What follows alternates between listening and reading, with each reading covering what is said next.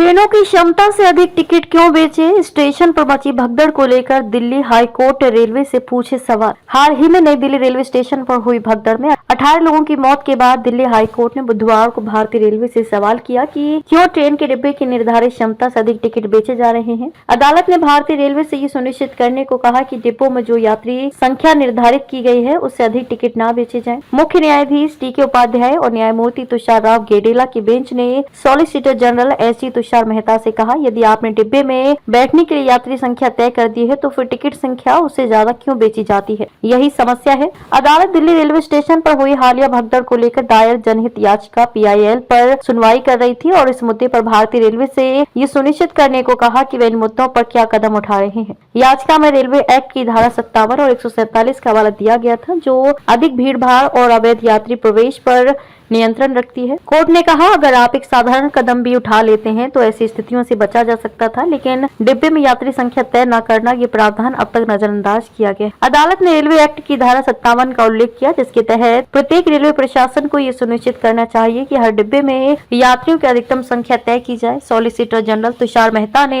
अदालत को आश्वस्त किया कि ये याचिका विरोधात्मक रूप से नहीं ली जा रही है और रेलवे कानून का पालन करने के लिए बाध्य है। उन्होंने कहा, ये एक अप्रत्याशित स्थिति थी और कोर्ट को यह आश्वासन दिया कि याचिका में उठाए गए मुद्दों को उच्चतम स्तर पर ध्यान में लिया जाएगा। सुनवाई के दौरान अदालत ने यह भी कहा कि नियमों के अनुसार प्रत्येक डिब्बे में यात्रियों की संख्या को स्पष्ट रूप से बाहर प्रदर्शित किया जाना चाहिए। अदालत ने एसडी से ये पूछा कि रेलवे इस कानून को लागू करने के लिए क्या कदम उठाएगा ताकि बिना अनुमति के किसी भी व्यक्ति को डिब्बे में प्रवेश करने से रोका जा सके। कोर्ट ने आदेश दिया, याचिका में उठाए गए मुद्दों की जांच रेलवे बोर्ड के उच्चतम स्तर पर की जाए और उसके बाद रेलवे बोर्ड द्वारा लिए गए निर्णयों के बारे में एक हलफनामा दाखिल किया जाए। अदालत ने मामले की अगली सुनवाई अगले महीने के लिए तय की। अदालत ने यह भी कहा कि ये जनहित याचिका केवल हालिया भगदड़ की घटना से संबंधित नहीं थी, बल्कि ये अधिकतम यात्री संख्या और प्लेटफॉर्म टिकट की बिक्री से संबंधित मौजूदा कानूनी प्रावधानों के क्रियान्वयन की मांग कर रही। कोर्ट ने यह भी कहा कि यदि कानूनी प्रावधानों को सही तरीके से लागू किया गया होता तो शायद इस तरह की घटना को टाला जा सकता था।